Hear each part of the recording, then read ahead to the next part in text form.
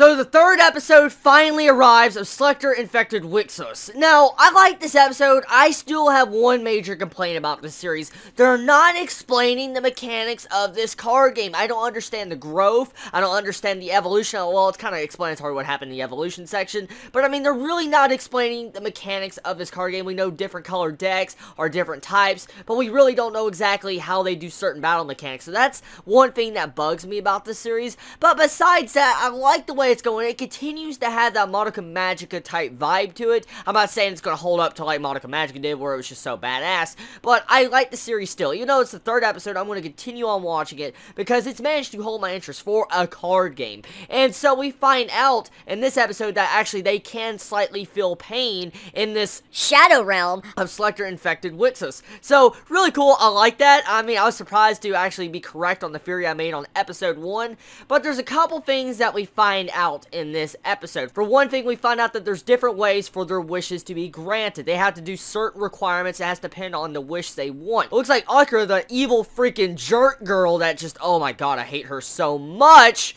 just turns around, is like, I hate you, I'm gonna rip you and all that, rip her own freaking card because she's not telling her to fulfill her wish. So, I really just, oh my god, that's one character I cannot stand. I think she's one of my most hated characters of this anime season, just because it's not the voice actor, it's just the way her character's, it's the way her character's perceived and the way she's portrayed that I just cannot stand. I don't like those type of characters.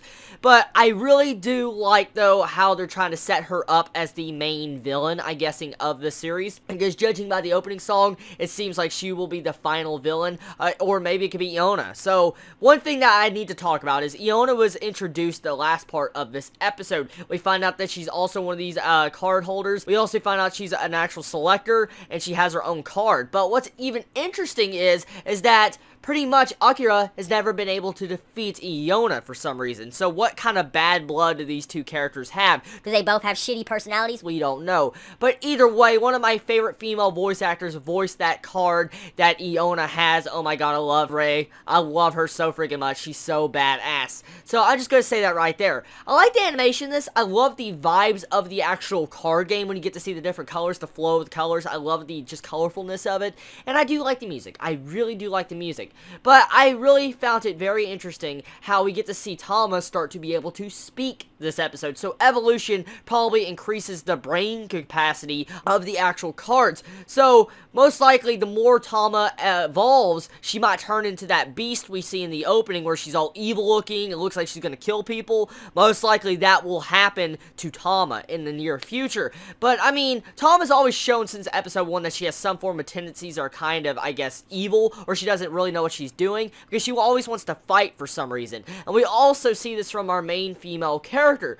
So a big question right there is, what is our main female character's wish? She wants to battle even though she doesn't have a wish, but we know she definitely has a wish somewhere in her mind. So what exactly is it? Is it something very dark? Is it something good? What could it be? Either way, I'm looking forward to finding out. I like the way the series is handled, and of course what I guessed from last episode about Yuzuki's actual wish about her brother, we find out it was correct, and she wants to do something moral, probably either be able to marry her brother, or most likely turn into where they're not brother and sister anymore for she can marry him. So either way, I was correct on the money there. Tell me your thoughts on this episode, everybody. Did you enjoy it? Did you hate it? What was your favorite moments about this episode? And do you feel like you're going to continue watching this series? Since this is episode 3, majority of people that follow the general otaku rule most likely will drop the episode here if they do not like this series. So tell me, are you going to continue watching it? Let me know in the comments below. Everybody, I love you so much. Please be safe. Chibi out.